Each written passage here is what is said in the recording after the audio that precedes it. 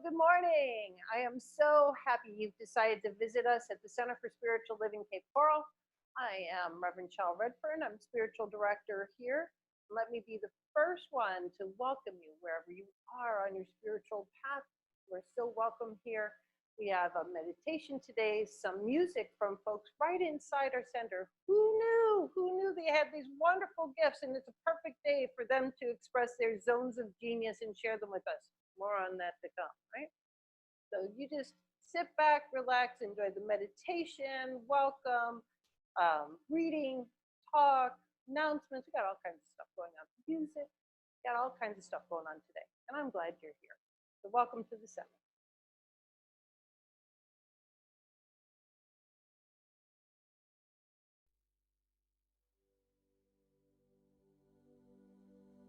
Good morning, everyone. My name is Karen Gidley, and I'm on the Leadership Council at Centers for Spiritual Living, Cape Coral. And it's my honor today to do the meditation. So if you would like to take a moment, get comfortable, sit down and connect to the ground through the soles of your feet or your sits bones or whatever is touching down. Notice the connection to the ground. And then with a long, slow breath in through the nose, and equally long breath out, grounded again. As you sit here watching breath, intentionally draw a slight smile to the lips and allow the body to bask in a sensation of happiness. Feel into that sensation as if you already have every happiness in this world and every cause of future happiness. Right here, right now, content, knowing that you have everything you need. You are that divine creativity. And then with the felt sensation of how this happiness feels in your body, the divine love expressing through you, imagine sending that same sensation to either one single particular being or all living beings in the world. And then imagine this one in particular, or everyone, feeling that same full-bodied happiness and contentment that you feel right now.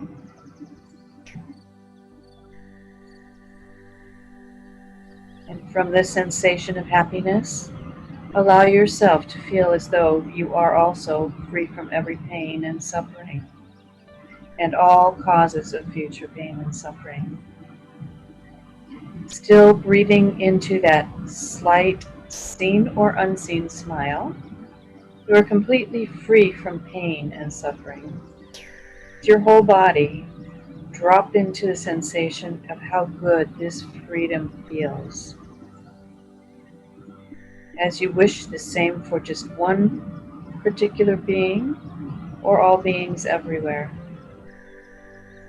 May all beings everywhere be free from pain and suffering and all causes of future pain and suffering.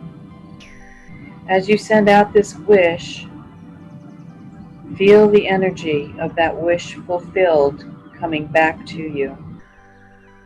As your happiness and your sending of happiness to others causes the happiness of others to return back to you. Seeing all other beings happy and free from pain, thanks to your wish, brings you joy. Locate this joy in your body and rest in awareness of this joy.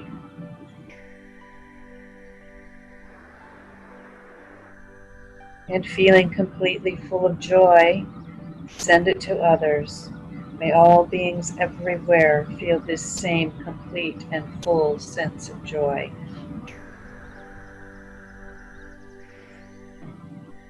May the joy of a full body connection to happiness, fully absent of any pain or suffering, and allow yourself to imagine a world where every being was connected to joy. And because of this connection, not a single being would ever hurt another. And recognize that this world began with you, with your willingness to connect to the joy within you and to share it with others.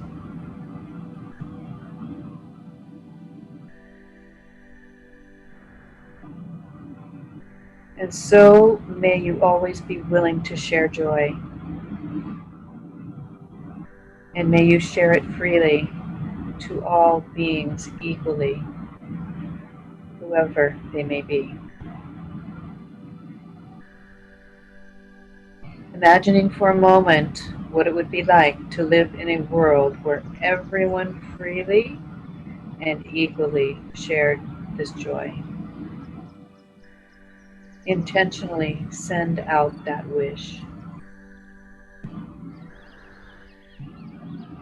May all beings everywhere share happiness and their joy to all others equally.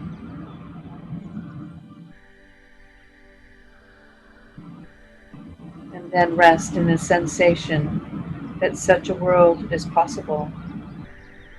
And remember that this world began with your connection to breath and a smile.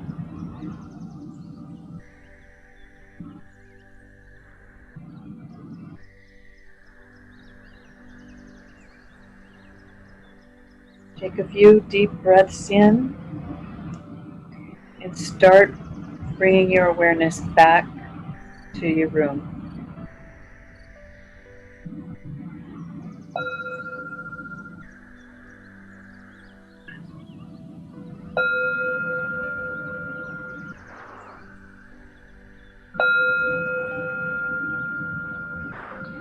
Wiggle your fingers and your toes.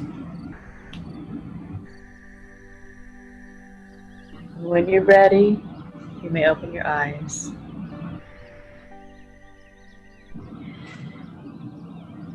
So,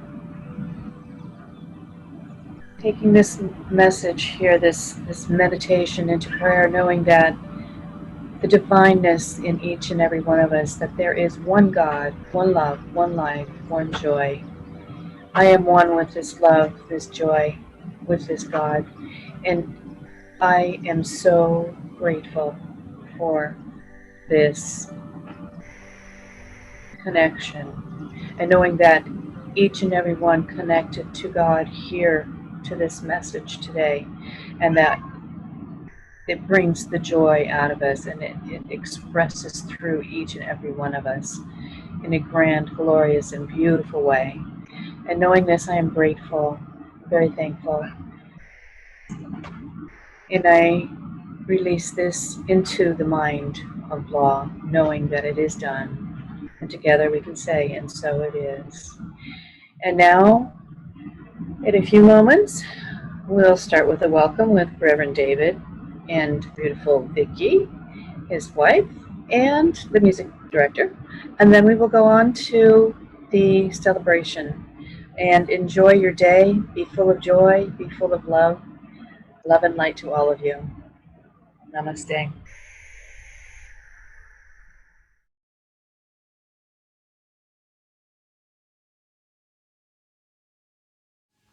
Good morning. Hello there, and welcome to this Sunday's presentation from the Centers for Spiritual Living right here in Cape Coral, Florida. I'm Reverend David Renee Jennings, Associate Minister here. And I'm Vicki Jennings. I'm the music director. We're very glad that you've chosen purposefully to spend this quality time with us here this morning with your spiritual family. We want to let you know that wherever you are on your spiritual journey, we are so very glad that you've chosen to be with us here. As we begin our time together, we like to start with a blessing. We're going to bless you, we're going to bless ourselves, and through this blessing, everyone we come in contact with will be blessed. And it goes like this. Welcome to the Centers for Spiritual Living. We know who you truly are. You are the spiritual image and likeness of God. We appreciate you, we love you, and we are grateful for you. Stay tuned for an inspiring, uplifting message from Reverend Shell Redfern. And we want to let you know that we're also live streaming on Facebook, our website, and on YouTube. So if you haven't seen us yet, or if you're looking somewhere else, those are all different places you can find us. Thanks for being with us today. Have a great day, a great afternoon, and we'll see you back here next Sunday. All the very best.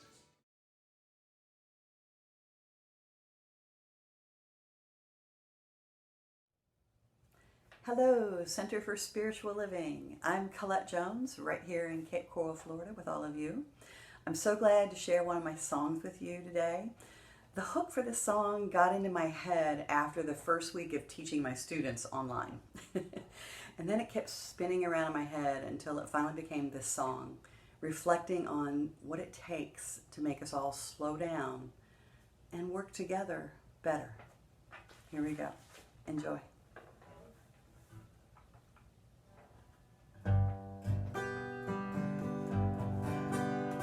Is this what it takes to make us all slow down?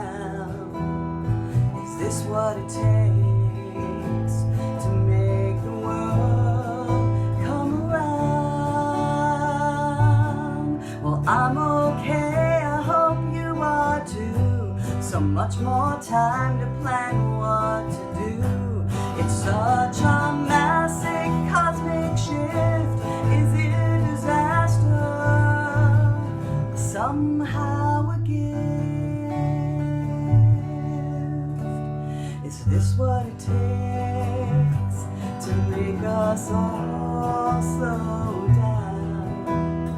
Is this what it takes to make the world come around?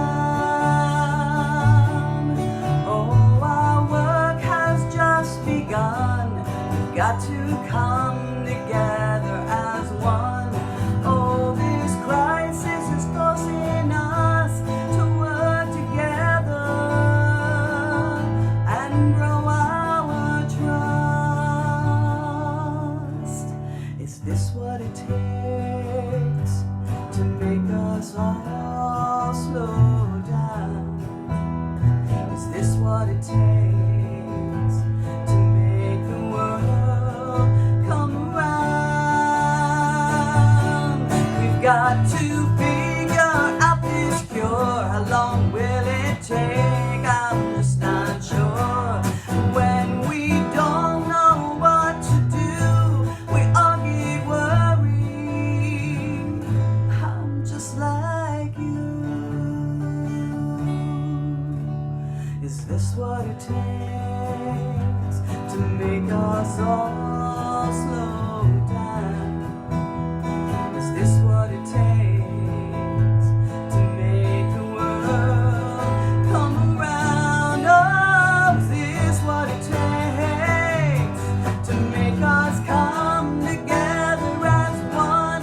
Like those days when we can see both the moon and the sun. Oh, is this what it takes to make us all slow down?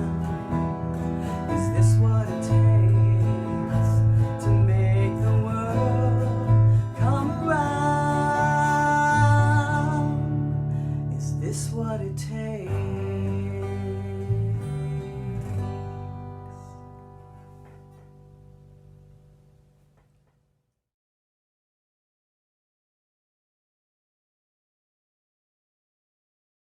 Hello there, Reverend David Renee Jennings with you again. In a few moments, Reverend Shell is going to give a talk about the great work of your life, finding purpose, finding your zone of genius. And to help get our minds receptive and in the right vibration, I've put together a collection of quotes from luminaries about this subject. Let's see what they had to say. From Amit Ray, give time, give space to sprout your potential. Awaken the beauty of your heart. There are infinite possibilities. And from Eckhart Tolle, Whenever you become anxious or stressed, outer purpose has taken over and you lost sight of your inner purpose. You have forgotten that your state of consciousness is primary, all else secondary. Again from Eckhart. Awareness is the power that is concealed within the present moment. The ultimate purpose of human existence, which is to say your purpose, is to bring that power, your awareness, into this world. From Erich Michael Leventhal. Sooner or later on this journey, every traveler faces the same question. Are you a human intending to be a god, or a god pretending to be a human? From Mimi Novick. Throughout this journey of life, we meet many people along the way. Each one has a purpose in our life. There are no coincidences. From Wald Wasserman.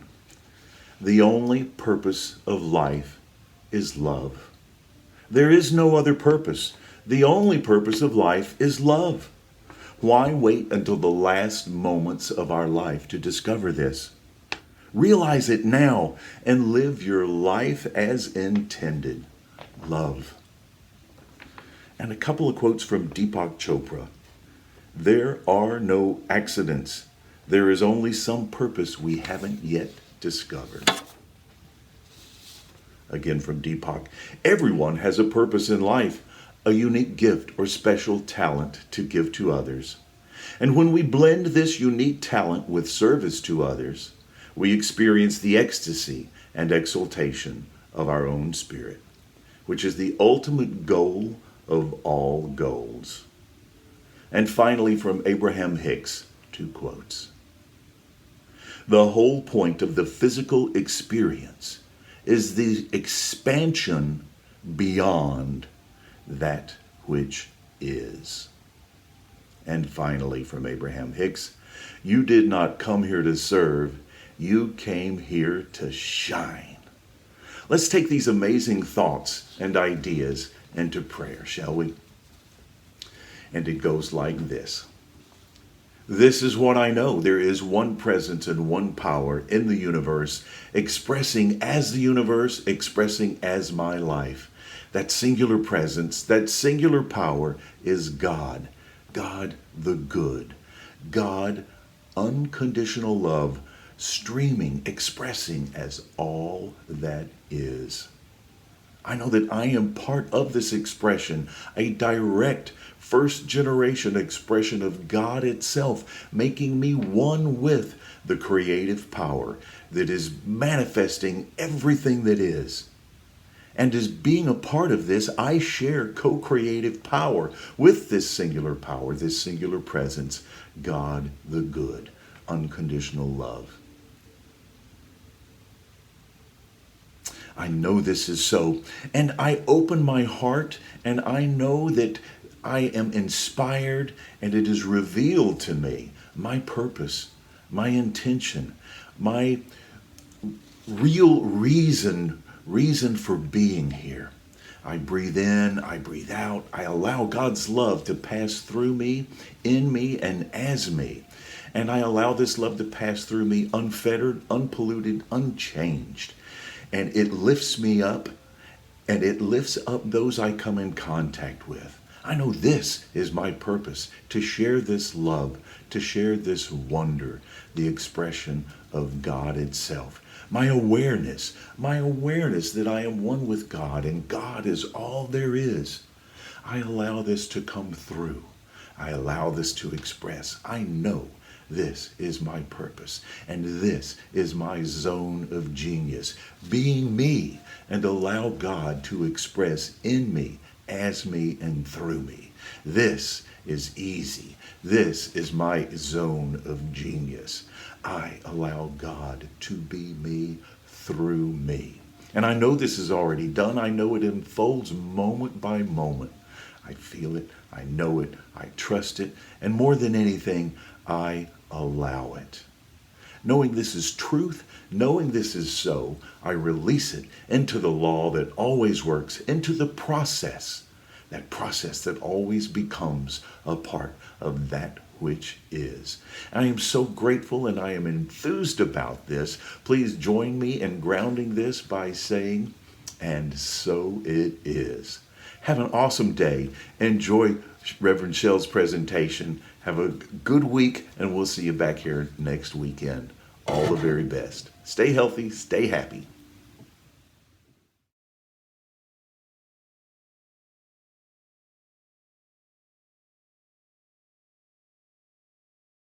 Morning. Our topic today is the great work of your life. And of course, we're still focusing around the heart, a part of us that is connected to spirit, that's connected to all of life, the universe. We have a part of that that's residing in us. And now we're going to talk about it as it's related to the work of our life. As I was preparing for the talk today, I couldn't help but think of my mom. My mom and I are alike in many, many ways. You catch us at the right angle, you can see it in our face. She was 5'10" for most of her life. Spine is starting to compress a little bit, so she shrunk down some, but I'm 5'10", and we have the same basic body structure. According to my brothers, we have the same kneecaps. Why do brothers notice things like kneecaps on moms and sisters? I would suppose because they're brothers. But anyway, one of the ways that we are very, very much alike is in our working world. My mom retired as a teacher. Now, I taught in upper levels in college, and my mom taught the lower levels. She was a Head Start teacher and a kindergarten teacher. But that wasn't the only job that my mom had. My mom had several careers across her lifespan. She started out in nursing, and then she went into upholstery at one point. She was a food broker at one point. She was like a legal secretary at one point. My mom just kept listening to the voice inside of her, urging her to do something different, and wasn't afraid to stop what she was doing and do something different.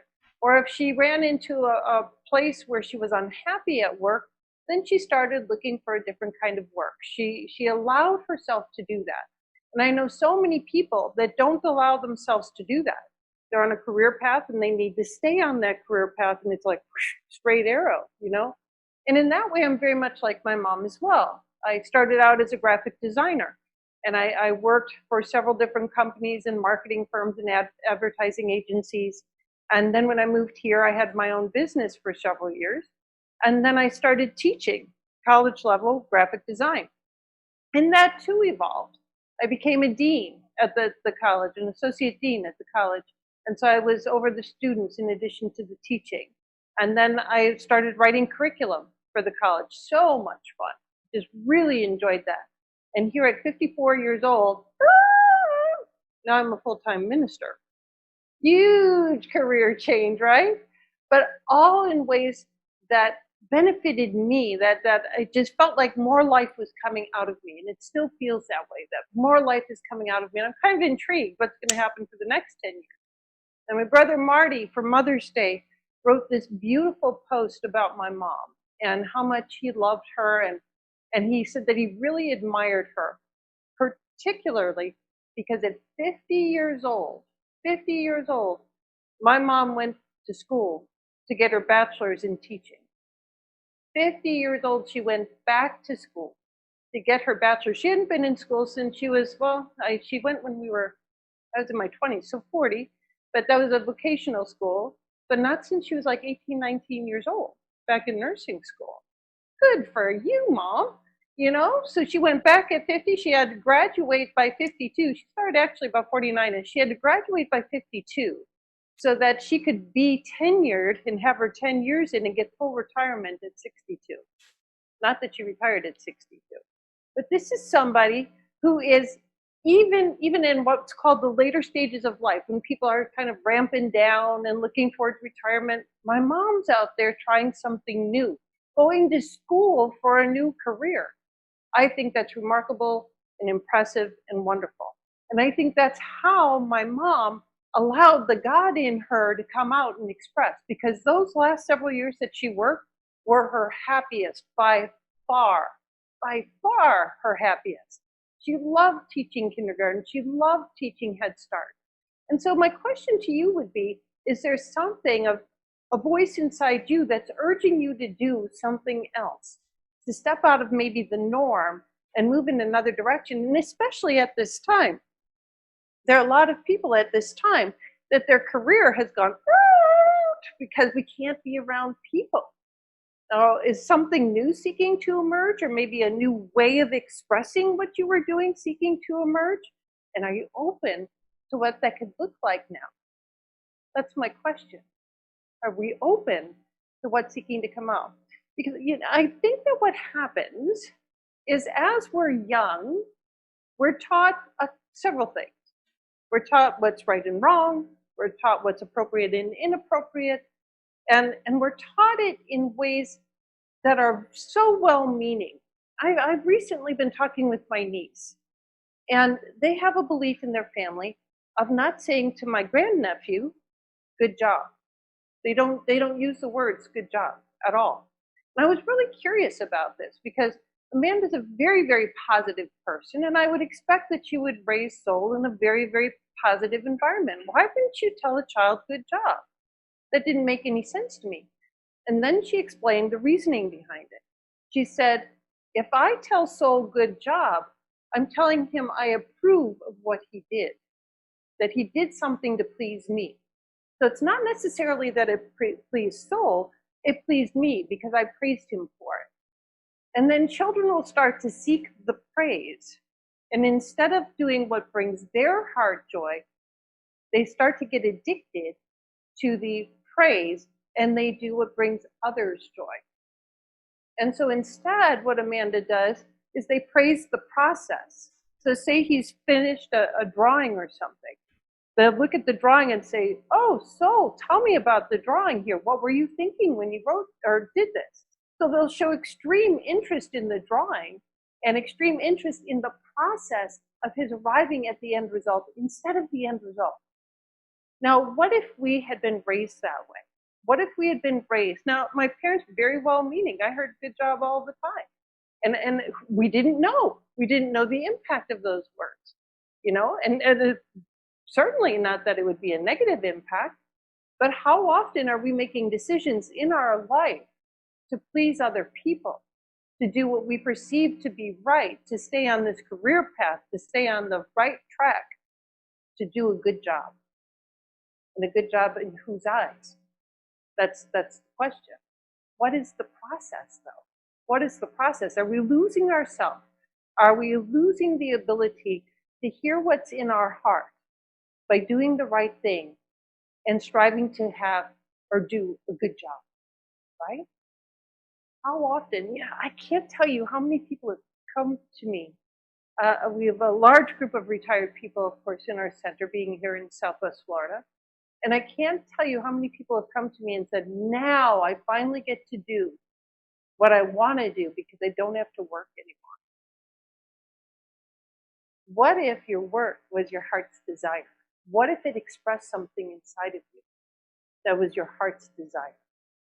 I think that's what I'm suggesting that we do, that we learn to listen to our heart and allow it to direct us in ways that might sound unreasonable to other people. But I'm telling you what, if we're listening to our heart, it's going to not lead us astray ever. It's going to lead us to our greater yet to be. Now, one of the things that they said in the notes from home office that may be a good book to reference for this talk would be The Big Leap by Gay Hendricks. Well, that just happens to be one of my favorite books. I love that book. Okay, I know I say I love a lot of books because I do. But this one really rocked my world. I love this book. So The Big Leap by Gay Hendricks talks about zones of competence. Zones of competence. It's kind of levels of competence. Okay? So there are 4 of them. The first zone is the zone of incompetence. And that's something that you can't do well at all. That is your zone of incompetence. I would have a zone of incompetence in a lot of the work my husband does. I certainly do not know how to mix cement, pour cement, create a form, and I don't want to use those big old saws. I'm afraid of them. I'm afraid of most power tools. So that would be a zone of incompetence for me. Not interested, not good at it, right? Zone of incompetence. The next zone is a zone of competence. And this is something that you can handle. You can do it. My zone of competence would probably be bookkeeping. As a business owner, I can handle QuickBooks and I can do bookkeeping. Am I brilliant at it? No, not like Malika is brilliant at it. Malika Dabi, one of our practitioners, is a brilliant bookkeeper. This is not her zone of competence. It is my zone of competence. Okay, I can do it. I can function at it. I do okay at it. Zone of competence. Then there's the zone of excellence. The zone of excellence is something that you excel at, that you're better than most people. So competence, there's going to be a lot of people at your same level. There are a lot of people that can function in QuickBooks but aren't necessarily brilliant at it, right? Zone of excellence, you are better than most people at doing something, right? So one of my zones of excellence would probably be graphic design. I am not a gifted graphic designer like one of my buddies is, but Kurt is a gifted graphic designer. I'm okay. I'm reasonably good. And I can get the job done. So it is a zone of excellence for me. It comes very easily to me. I can do the designs and so on. Zone of excellence. The last one is the zone of genius. Now the zone of genius is when we use each and every one of our tools, the gifts that we came into this life with, and we express in a manner that is extraordinarily unique to us. And when we're doing this, we are enormously happy. We are enormously happy. I think I'm still searching for my zone of genius. I think I'm still poking around. I've got some ideas of where it might lie, where it might be. It might be in writing, and I love taking my writing and putting pictures with it. It might be in photography. I think that could be a zone of genius for me. But I'm still toying with it. I'm still exploring for it. And I got to tell you, one of the reasons that I'm still toying with it, still exploring for it, has to do with vulnerability. When we start to near the zone of genius, we can touch into a lot of vulnerable spots because it's a place where we don't want to be necessarily judged for it. We're going deep within. We're doing something that brings us huge joy. And it might make us feel a little bit vulnerable to share that with the world, right? Now, as you know, I've been doing a lot of work in vulnerability lately, a lot of Brene Brown work, various authors. The Seat of the Soul stuff, I think, leans into the vulnerability as well, because it talks about separating the heart from the personality. We've been talking about that a lot, and how you can bring the personality in service of the heart or the soul. And I think that that's when the zone of genius can be expressed, fully expressed, when we bring that personality in support of the heart, the soul that's within. Then the zone of genius can exist. Now, most people linger between the zone of competence and the zone of excellence. And they just stay right in there. You know why? Because it's comfortable. Competence, excellence, that's a very comfortable place to be. But what if we live 24/7 from the zone of genius? What would our life look like if we lived 24/7 from the zone of genius? So I'm going to invite you to tune in in a different way this week. When you're out doing it, it doesn't matter if you're not working in the world. What are you doing that brings you great joy? When do you notice that the moments pass like so very quickly? All at once you open your eyes and 10 hours, 2 hours, 5 hours has passed. You go, how did that happen? How did that happen? Then you're in your zone of genius, right there. That's an indicator. When time just goes away, space goes away, worries go away, and you just feel present. What a beautiful, beautiful life that would be. So I'm encouraging all of us all of us, to search inside for that life right here and now today, right? We're in a holding pattern with this pandemic. If potentially jobs are changing, jobs are shifting. Well, this could be a great time to search within and say, what is my zone of genius? And how can I release that into the world today, right? Well, I know you're all saying to yourself, well, what would Ernest Holmes say? And I'm so very glad, as always, that you asked. I'm trying to remember where I pulled this from. I believe it was a pamphlet. It wasn't from Science of Mind text, and it wasn't from one of the books. It was from a pamphlet that I got from Home Office, from the archives, okay?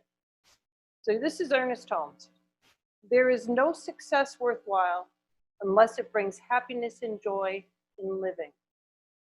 We have known many unsuccessful, successful people who have gained most everything this world has to offer, only to find themselves unhappy and discontented. Having gained all, they have lost that thing without which nothing is worthwhile.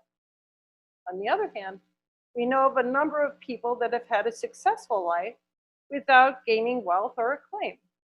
They are successful because they are happy. They're successful because they are happy. They are successful because life has meaning for them. And they are successful because they enter into the game of life and play it with what? Joy and enthusiasm. That, my friends, is living from the zone of genius.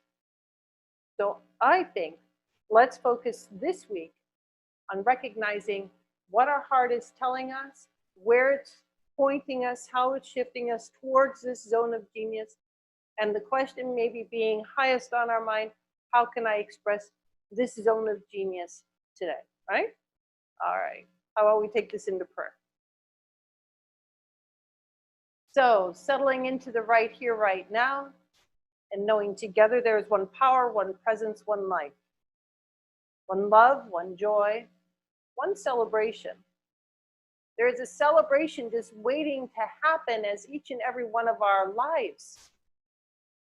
It is seeking to emerge as it can only emerge by means of each and every one of us.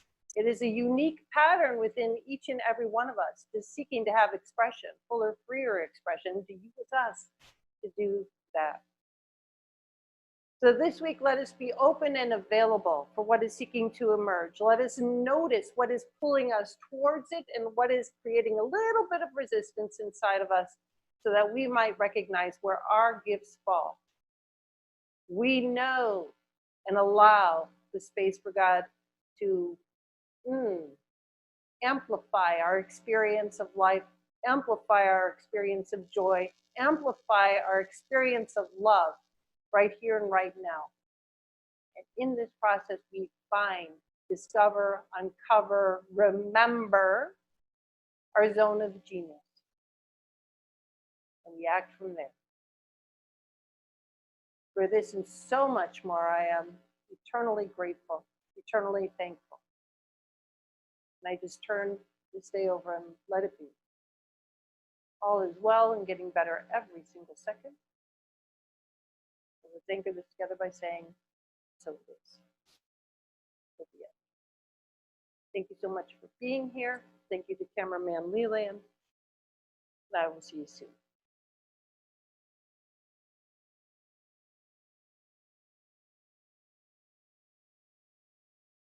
Good morning, good morning, good morning, and happy Sunday, everyone. Thank you for joining us today.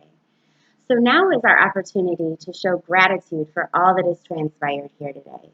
And we offer several ways for you to give. You can text your donation to 239-320-3820.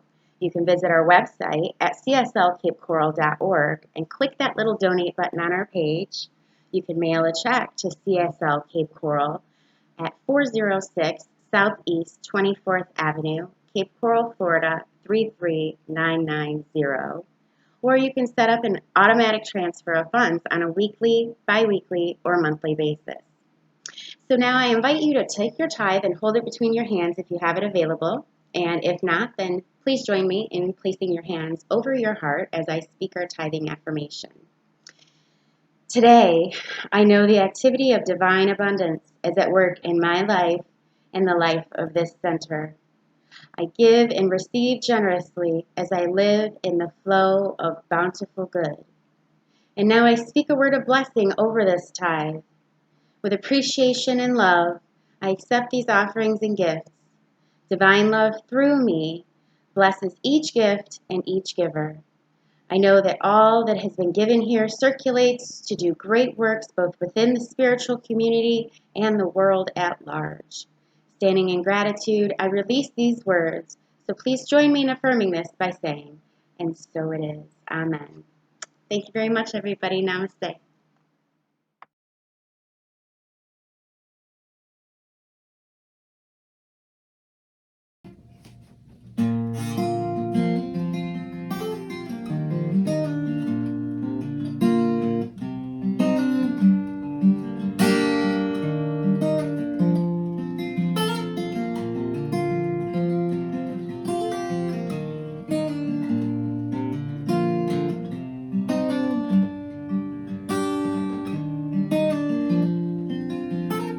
Talking to myself again, 'cause people got me down. Yeah, I moved so many times, my friend, I'm stuck in that same town.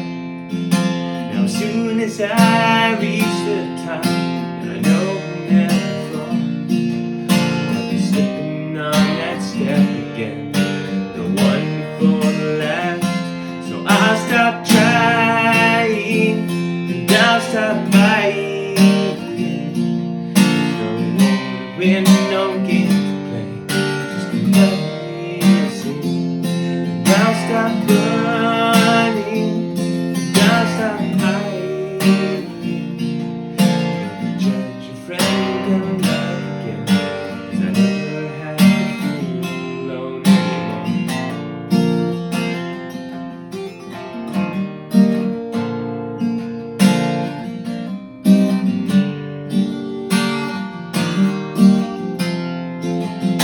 I tried to find the answers to the problems in my life.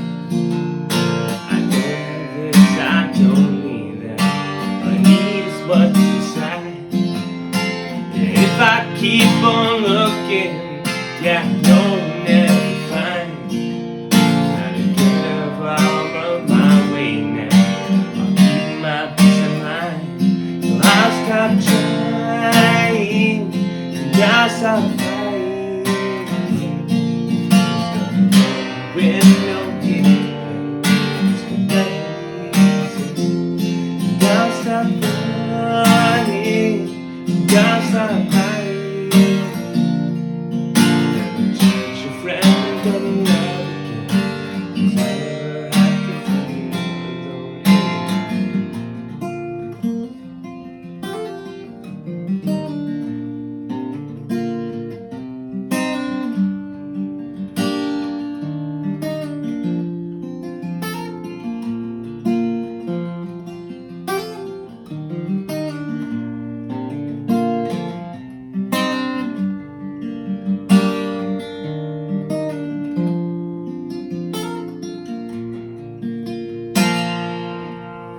Thank you.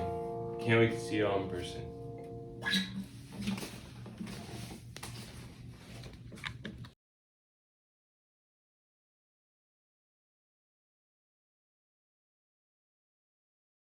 Now it's time to stand in the light.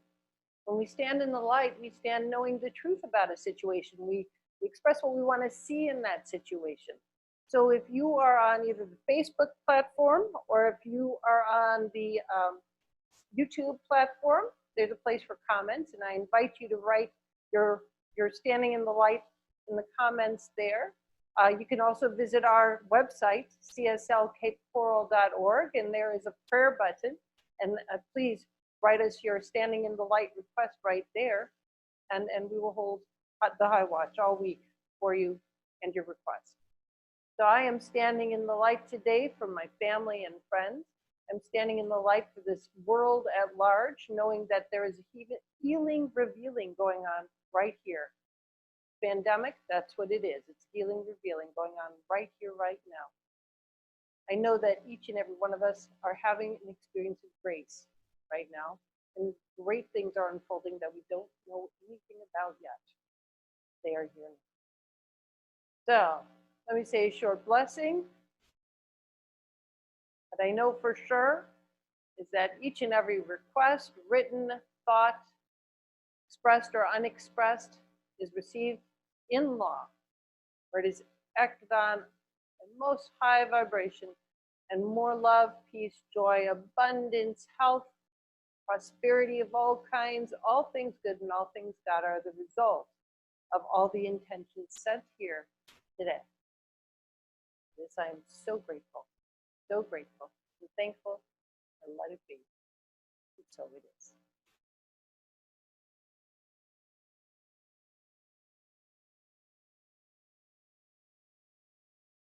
Before we leave today, I just wanted to let you know about a couple of things. You know, where two or more are gathered, there has to be announcements, and we may not be together in forum, but there's still announcements, of course. Wanted to let you know that we are going to have a town hall meeting this coming Tuesday. Let's see, that would be, I think, the 19th at 7 p.m. on Zoom. And what that's about is we want to create a forum in Zoom where you guys can ask questions about where we are. Now, this is where are we financially? Where are we with structurally with the center? What are our plans for opening up? We're entertaining all those questions. And as you know, we do need to get a new roof, and we are entertaining different possibilities about how that can unfold, what that can look like. What we're very interested in doing is inviting the entire community into that meeting so that we can vision and find out what God's big idea of the Center for Spiritual Living Cape Coral, the physical building, what that is. So I invite you to join us for that. And that would again be Tuesday night, this coming Tuesday, the 19th at 7 p.m. on Zoom. Now there are links to that on the website and in Facebook, or drop me a line if you can't find it and I'll send you the link myself, okay? So join us there Tuesday night. Outside of that, we're all done here today, unfortunately, but we will see you next week.